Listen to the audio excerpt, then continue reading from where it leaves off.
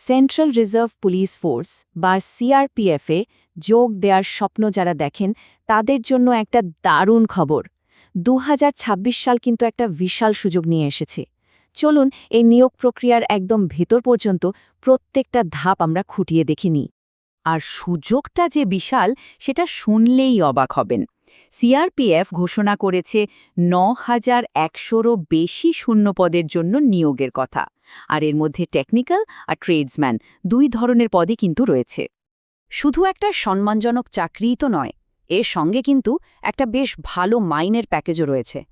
Pay level 3 অনুযায়ী বেতনটা শুরু হচ্ছে ২১,৭০০ টাকা থেকে, আর সেটা ৬৯,১০০ টাকা পর্যন্ত যেতে পারে। মানে বেশ আকর্ষণীয় একটা প্যাকেজ, তাই না? তো এই যে বিশাল নিয়োগ প্রক্রিয়ার এর অফিসিয়াল নোটিশটা কিন্তু বেশ বড়। আপনাদের সুবিধার জন্য আমরা পুরো বিষয়টাকে সহজ করে ৬টা মূল ভাগে ভাগ করে নিয়েছি। এখানে আমরা সুযোগের বিস্তারিত বিবরণ থেকে শুরু করে কিভাবে আবেদন করতে হবে আর কি কি বিষয়ে সতর্ক থাকতে হবে সবটাই আলোচনা করব। তাহলে চলুন আর দেরি না করে প্রথমেই দেখে নিই এই বিরাট সংখ্যক শূন্যপদগুলো কোন কোন রাজ্যে রয়েছে। এই যে রাজ্যভিত্তিক পদের একটা তালিকা দেখছেন, এখান থেকে একটা জিনিস কিন্তু পরিষ্কার।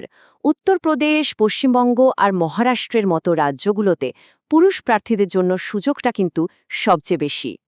যে কোনো চাকরির আবেদনের ক্ষেত্রে সবচেয়ে গুরুত্বপূর্ণ জিনিসগুলোর একটা হলো ডেডলাইন বা শেষ তারিখ।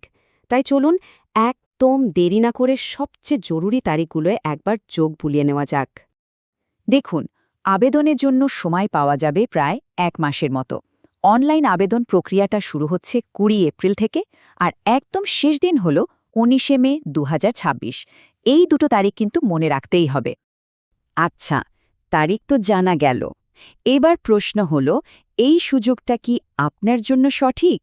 আসুন এবার আমরা যোগ্যতার মাপকাঠিগুলো একটু যাচাই করে দেখি। এখানে কিন্তু বয়সের সীমাটা পদের ওপর নির্ভর করে আলাদা। যেমন কনস্টেবল ড্রাইভার পদের জন্য বয়স হতে হবে ২১ থেকে ২৭ বছরের মধ্যে, আর বাকি যে টেকনিক্যাল বা ট্রিটসম্যান পদগুলো আছে সেগুলোর জন্য বয়সসীমা হল ১৮ থেকে ২৩ বছর। আর হ্যাঁ, সরকারি নিয়ম অনুযায়ী বয়সের ঊর্ধ্বসীমায় ছাড়ও আছে। যেমনটা দেখতে পাচ্ছেন, এসসি বা এসটি ক্যাটাগরির প্রার্থীরা ৫ বছরে ছাড় পাবেন, আর ওবিসি ক্যাটাগরির জন্য এই ছাড়টা হল ৩ বছরের। এবার আসি শিক্ষাগত যোগ্যতার কথায়।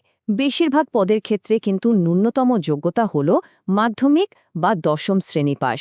তবে হ্যাঁ, কিছু বিশেষ টেকনিক্যাল পদ যেমন ধরুন ড্রাইভার বা মেকানিক, সেগুলোর জন্য কিন্তু অতিরিক্ত টেকনিক্যাল সার্টিফিকেট বা লাইসেন্সের দরকার পড়বে। তো আবেদন তো করলেন, কিন্তু তারপর একজন আবেদনকারী থেকে সিআরপিএফের একজন কর্মী হয়ে ওঠার এই পুরো রাস্তাটা ঠিক কেমন? চলুন দেখি। পুরো নির্বাচন প্রক্রিয়াটা কিন্তু বেশ কয়েকটা ধাপে হয়। শুরুটা হবে শারীরিক পরীক্ষা দিয়ে, মানে ফিজিক্যাল টেস্ট দিয়ে। তারপর হবে একটা কম্পিউটার বেসড টেস্ট বা সিবিটি, ওটাতে পাশ করলে হবে ট্রেড টেস্ট। তারপর ডকুমেন্ট ভেরিফিকেশন, আর সবশেষে ফাইনাল মেডিকেল পরীক্ষা।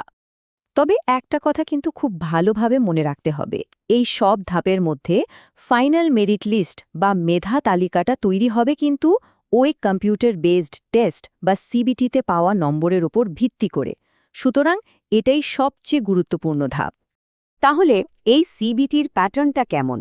এখানে মোট 4টে পার্ট থাকবে: রিজনিং, জেনারেল নলেজ, অঙ্ক আর ইংরেজি বা হিন্দি। প্রত্যেক পার্টে ২৫টা করে প্রশ্ন, আর পুরো পরীক্ষাটার জন্য সময় পাওয়া যাবে মোট ২ ঘন্টা। কিন্তু একটা খুব বড়সড় সাবধানবাণী আছে। এই পরীক্ষায় কিন্তু নেগেটিভ মার্কিং থাকছে। প্রত্যেকটা ভুল উত্তরের জন্য 0.25 নম্বর কাটা যাবে। তাই শুধু তাড়াতাড়ি উত্তর দিলেই হবে না, সঠিক উত্তর দেওয়াটাও কিন্তু সমান জরুরি। আচ্ছা, তাহলে যোগ্যতা আর পরীক্ষার ধরন তো আমরা জেনে নিলাম। এবার চলুন একেবারে কাজের কথায় আসা যাক। মানে আবেদনটা করবেন কিভাবে?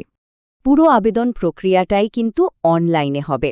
এর জন্য সিআরপিএফের অফিসিয়াল ওয়েবসাইট www.recruit.crpf.gov.in এ যেতে হবে। আর একটা কথা, শেষ দিনের জন্য একদম অপেক্ষা করবেন না, তার আগে ফর্মটা ফিল আপ করে জমা দিয়ে দিন।